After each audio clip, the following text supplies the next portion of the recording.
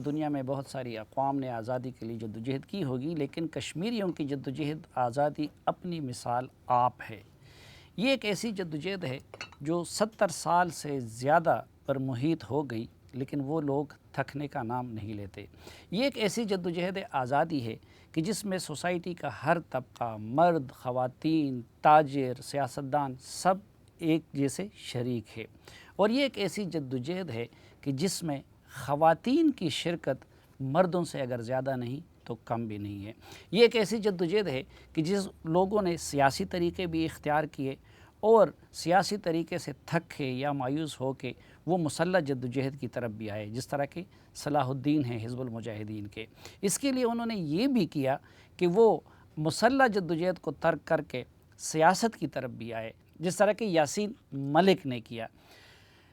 ہندوستان کی حکومت نے ہر حربہ بھی استعمال کیا، ظلم و جبر کے تمام پہاڑ توڑ دیے، سیاسی لالچ بھی دیے، سلیکٹڈ حکومتیں بھی وہاں الیکشن کے نام پہ قائم کی، لیکن کشمیریوں کی جدوجہد ہے کہ جو مدھم ہونے کی بجائے دن بدن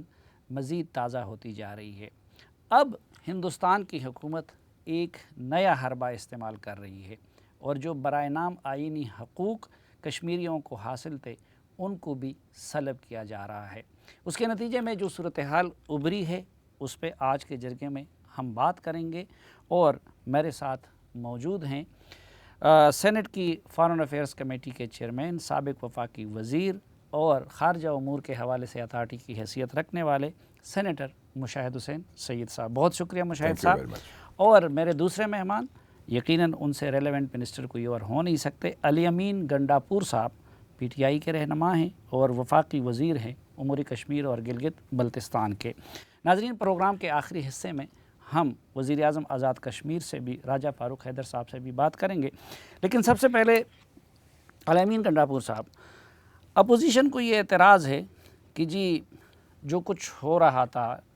پہلے سے آپ لوگ پریمپٹ نہیں کر سکے، اور جس طرح پلوامہ پہ ایک کیلکولیٹڈ رسپانس تھا حکومت پاکستان کی طرف سے، اس طرح اس معاملے پہ نہیں ہوا۔ عمران خان صاحب جیسے پرائم منسٹر بنے انہوں نے پہلی اسپیچ میں بولا کہ بھارت کے ساتھ امن کی بات کے لیے ایک قدم اگر آئیں گے تو میں 2 قدم جاؤں گا، لیکن مسئلہ کشمیر میں پہلے بات ہوگی۔ او آئی سی میں انہوں نے بات کی، جب امریکہ وہ گئے وہاں پر اپنا ہمارا امریکہ کے ساتھ بھی ایک ہماری میٹنگ تھی، لیکن وہاں پر بھی انہوں نے، کیونکہ امریکہ کے اور ان کے بہت تعلقات ہیں آپس میں انڈیا کے، تو وہاں بھی انہوں نے بات کی وہاں پر کہ کشمیر کے مسئلے کے اوپر اگر کوئی بیچ پہ اپنا کردار ادا کرتا ہے تو پاکستان تیار ہے، اس لیے کہ کشمیر کا مسئلہ حل ہونا چاہیے، کیونکہ اب تقریباً 7 دہائیوں سے زیادہ ٹائم ہو گیا ہے، اور کشمیر میں جتنی بربریت اور ظلم اور جو ہیومن رائٹس وائلیشن ہوئی ہے، میرے خیال میں تاریخ میں مثال نہیں ملتی اس کی۔ تو آپ کیا سمجھتے ہیں کہ اب حل ہونا قریب ہے؟ بظاہر تو لگتا ہے کہ وہ آزادی کی منزل مزید دور ہو گئی۔ میں یہ سمجھتا ہوں کہ اب ایک جو خدشہ ہے، جس طرح انہوں نے پورے لوگوں کو بند کر دیا، گھروں میں محصور کر دیا، کرفیو لگا دیا، اور اب ان کے اوپر اور پریشر ڈالیں گے جو کہ ان کی پالیسی ہے بیسیکلی، تو بلڈ شیڈ اللہ نہ کرے ہو، لیکن بہت خدشہ ہے اس کا۔ لیکن میں یہ سمجھتا ہوں کہ مودی نے یہ کام کر کے اب یہ جو مسئلہ کشمیر ہے جو کہ 71 سالوں سے حل نہیں ہو پا رہا تھا، تو اب مجھے لگتا ہے انشاءاللہ کہ اب وہ سٹیج آ گئی ہے کہ اب یہ مسئلہ کسی نہ کسی سائڈ پہ لگے گا، اور جو کشمیریوں کا اپنا جو ایک انہوں نے جدوجہد کی ہے اتنی زیادہ اپنے واجداد سے لے کے اب تک، انشاءاللہ اب یہ مسئلہ انشاءاللہ حل ہونے کی طرف جائے گا، کیونکہ اب اگر دنیا چاہے یا نہ چاہے، لیکن جس طرح عمران خان صاحب نے میسیج دیا کہ ہم ایک 2 ایٹمی قوت ممالک ہیں، اور یہ جو جنگ ہے اگر یہ ہوگی تو ہمیں پھر ہم ٹیپو سلطان کی طرح آخری قطرے تک لڑیں گے، اور یہ ایک بہت سٹرانگ میسیج ہے پوری دنیا کے لیے کہ جب ایک ایٹمی قوت ٹیپو والا سلطان ملک نے کہتا ہے، بازری تو دکھائی تھی، آخر میں تو الٹیمیٹلی شکست بھی کھائی تھی۔ جنگیں جو ہیں جی وہ ہار یا جیت کے لیے نہیں لڑی جاتی ہیں، جنگیں اپنے وقار کی لڑی جاتی ہیں، تو اس میں یہ جو لیکن میسیج جنگ یہ ہے بقا کے لیے اور جیت کے لیے لڑی جاتی آبویسلی، اور پاکستان نے پہلے بھی ماشاءاللہ جو ہے پاکستان نے ہماری جو فوج ہے اس کا بھی آپ نے بیان دیکھ لیا ہو کشمیر کے حوالے سے، جو ہماری کور کمانڈر کانفرنس ہوئی ہے، جس طریقے سے انہوں نے ٹھوس بیان دیا ہے کہ ہم تیار بھی ہیں، اپنی ذمہ داریاں جانتے بھی ہیں اور تیار بھی ہیں، اور انشاءاللہ کشمیر کی عوام کے ساتھ کھڑے ہوں گے۔ تو میرے خیال میں مقبوضہ کشمیر کی عوام کو ایک مورلی ایک بہت بوسٹ ملا ہے اس طرح کے ٹھوس بیان کے بعد۔ اچھا مشاہد حسین سید صاحب، اور آرمی کے یہ کرائسس ایمرج ہوتے ہی پہلے دن لگتا یہی ہے کہ وہ لائن آپ نے سیٹ کر دی،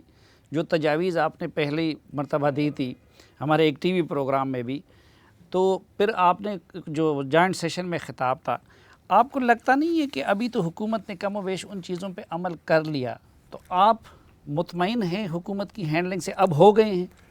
میں خیال یہ بات صحیح کی، کیونکہ وہ 5 اگست کو جس دن ہوا ہے مودی نے وہ گڑبڑ کی ہے، اس دن ٹی وی پروگرام آپ ہی چینل کے میں نے بات کی تھی، میرے سے پوچھا گیا، میں کہا کم سے کم 3 کام تو یہ کریں نا فوری طور پر۔ ایک تو یہ ہے کہ جو سفارتی نمائندے ہیں سفیر بلائیں واپس، دوسرا تجارت اس کا سسپینڈ کریں، اور تیسرا UN سیکیورٹی کاؤنسل جائیں۔ تو 5 جو تجاویز آئی ہیں اس میں 3 سے کر دیں، شروعات تو یہی ہیں۔ اب یہ ہے کہ یہ طویل جنگ ہے، یہ بہت بڑا واقعہ ہوا ہے کہ 71 کے بعد میں سمجھتا ہوں یہ سب سے بڑا سانیہ ہے، کیونکہ مودی نے تو جغرافیہ تبدیل کر دیا نا، پورا قبضہ کر لیا اس نے۔ پھر جو بھی کچھ تک مقبوضہ کشمیر کی ایک ریاست یا صوبے کی پوزیشن تو تھی نا، اور پھر اس نے پارٹیشن بھی کر دیا کشمیر کو مذہبی بنیاد پر۔ لداخ جو ہے بدھسٹ اکثریت ہے، جموں کشمیر مسلم اکثریت ہے، اور وہ کر لیا اور ڈائریکٹلی کنٹرول بھی کر لیا ہے، تو اس کے بہت سنگین نتائج ہندوستان کے لیے بھی ہوں گے، اور میں سمجھتا ہوں ہندوستان کے لیے بھی باعث تقسیم ہوگا، کیونکہ اب ایک اور فریق ڈائریکٹلی آ گیا ہے، چائنا کا بھی اس ایشو پر وہی موقف ہے جو آپ کا ہے، اور آپ کو پتہ ہے چائنا نے جو بیان دیا، انہوں نے کہا کہ یہ ہمیں قابل قبول نہیں ہے جو ہندوستان نے کیا ہے، تو اس سے ہمارے پوزیشن کو تقویت پہنچتی ہے، اور اس میں لیکن چائنا نے صرف لداخ تک اپنے معاملے کو محدود نہیں رکھا، اور دوسرا جس طرح آپ نے اس روز جوائنٹ سیشن میں اپنے سپیچ میں کہا کہ ہم نے سی پیک کو گو سلو کر دیا ہے، یعنی بظاہر یہ لگتا ہے کہ چائنیز کی جو ہم سے توقعات تھی وہ اب پوری نہیں ہو رہی ہے، ہم دوبارہ امریکہ کی طرف چلے گئے، تو آپ کو لگتا ہے کہ چین اس کے باوجود بھی ہمارے ساتھ ماضی کی طرح کھڑا ہوگا؟ میں خیال مودی نے جو کام کیا اس سے سی پیک بچ گیا ہے، اب اس طرف امریکہ کی طرف نہیں جائیں گے۔ اچھا، ہاں، وہ جو ہے نا، وہ کچھ لوگ ہمارے سسٹم میں یہ سوچ رہے تھے کہ امریکہ سے ہمارا پھر سے شروع ہو رہا ہے نیا عشق، تو وہ میرے خیال میں وہ معاملہ رک گیا ہے، اور چائنا نے 2 بیان دیے ہیں، ایک لداخ کے حوالے سے،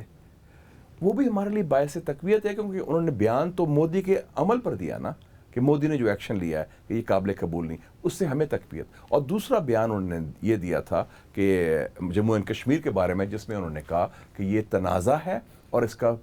تصفیہ ہونا چاہیے پرامن طریقے سے۔ اچھا، تو پھر آپ ہمیں سلامتی کونسل کی طرف کیوں لے جا رہے ہیں کہ وہاں تو امریکہ کا ہولڈ ہے، امریکہ کا کنٹرول ہے، دنیا اب بھی امریکہ کے زیر اثر ہے، تو ادھر سے ہمیں پھر کیا ریلیف مل سکتا ہے؟ سلامتی کونسل اس لیے کیونکہ جو ہماری قانونی حیثیت ہے جموں و کشمیر کی، وہ متنازع جو علاقہ ہے وہ یونائٹڈ نیشنز ریزولوشن میں ہے، اور آپ نے دیکھا کہ کل بیان آیا تھا یونائٹڈ نیشنز سیکرٹری جنرل کا بھی، اس نے بھی کیا کہا، اس نے سملہ معاہدے کی بات بھی کی، انسانی حقوق کی بات بھی کی، کیونکہ وہ افیکٹڈ ہیں،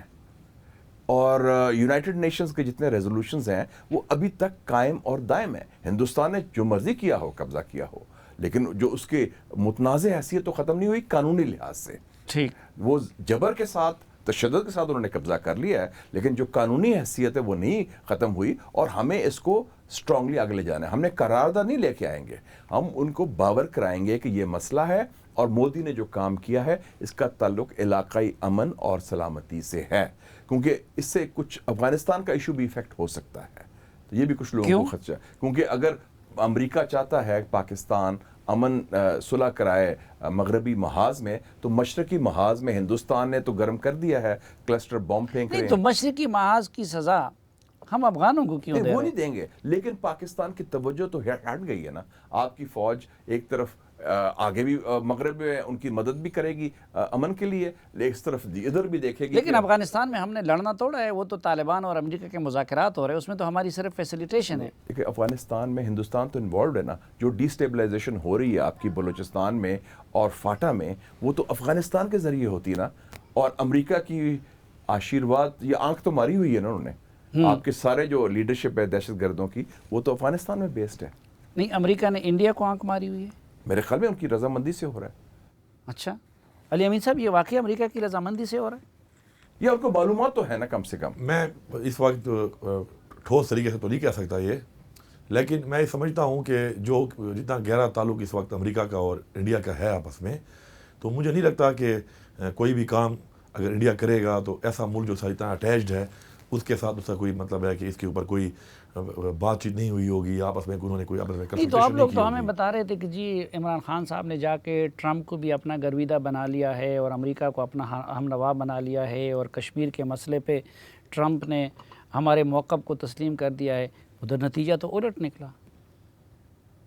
میں ایک بات کروں آپ کو صافی صاحب، بات یہ ہے کہ عمران خان صاحب جب سے پرائم منسٹر بنے ہیں اس ملک کے، الحمدللہ ہمارا سفارتی طور پہ ہماری جو پوزیشن ہے وہ بہتر ہو رہی ہے۔ اب جس طریقے سے ہم ایک تنہائی کی طرف جا چکے تھے فار دا ریزن میں نہیں جانا چاہتا، تو اس میں اب مودی کو بھی یہ تھوڑا سا جو مجھے لگتا ہے وہ یہ تھا کہ مودی یہ سمجھ رہا تھا کہ اگر جس طریقے سے یہ گرو کر رہے ہیں، اگر یہ گرو کر گئے تو پھر ہو سکتا ہے کہ پھر مجھے مسئلہ کشمیر کے اوپر کوئی بیٹھنا پڑے اور اس مسئلے کو میرے ہاتھ سے چلا نہ جائے کشمیر۔ تو فرسٹریٹ ہوا ہے بیسیکلی، اور فرسٹریٹ ہو کے اس نے ایکشن کیا ہے، اور اس نے جو ایکشن کیا ہے اس سے بے نقاب ہو گیا ہے وہ۔ جب ایک طرف خطے میں امن کی بات ہو رہی ہے،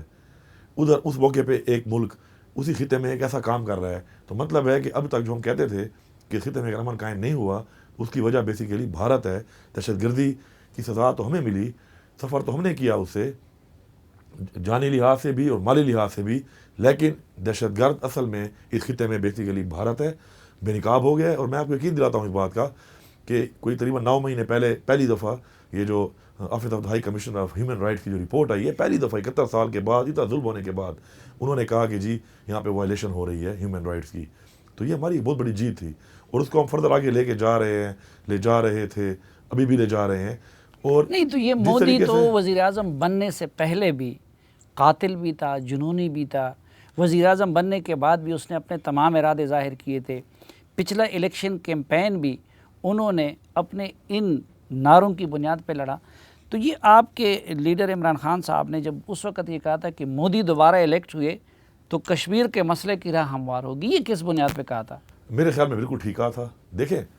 مودی کی جو پارٹی ہے وہ اس وقت لیڈ کرتی ہے ایکسٹریمسٹ ہندوز کو، جو بیسیکلی ہندوستان کے حامی ہیں اور اقلیت کے بالکل خلاف ہیں۔ نہیں، آپ سمجھتے ہیں عمران نے یہ ٹھیک کہا تھا کہ مودی کے الیکٹ ہونے سے کشمیر کا مسئلہ حل ہوگا؟ میں اس بھی بات پہ ایکسپلین کر رہا ہوں کہ میں کیوں کہہ رہا ہوں کہ ٹھیک کہا۔ اور ایسی ہی پارٹی جس کی ایکسٹریمسٹ قسم کی ایک نیچے ایک ووٹ بینک ہے، ایک طاقت ہے، ایسا ووٹ بینک ان کا، تو ایسی ہی پارٹی ان کو اگر کوئی فیصلہ کرتی ہے کشمیر کے اوپر تو ان لوگوں کو ان کو لیڈ کر رہی ہے تو کر سکتی ہے۔ اب کوئی ایسی پارٹی کہ جو ان کے مخالف یہ والا گروپ ہے جو بیسیکلی اینٹی مسلم اور بیسیکلی ایکسٹریمسٹ گروپ جو ہے ان کا انڈیا میں، تو اگر دوسری پارٹی ہو تو وہ اگر کوئی ایسا فیصلہ کرے تو اس کے خلاف کھڑے ہو جائیں گے، ایکسٹریمسٹ ہے۔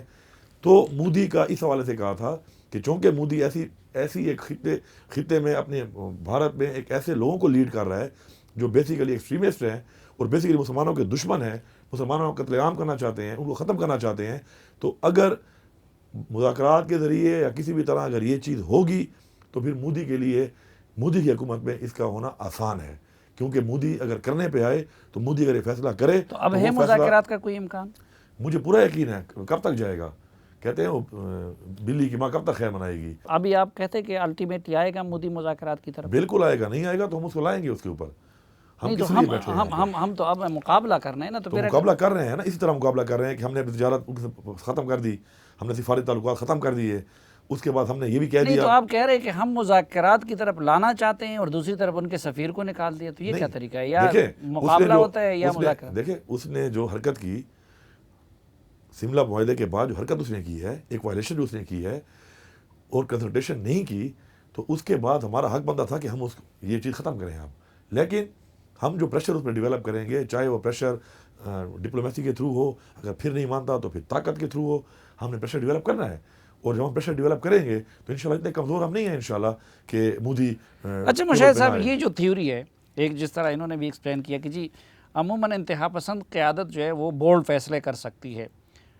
واجپائی کے لوگ مثال دیتے ہیں، پاکستان کی طرف سے پرویز مشرف صاحب نے جو کچھ کیا تھا وہ کوئی سویلین لیڈر اس کو کرنے کا سوچ بھی نہیں سکتا۔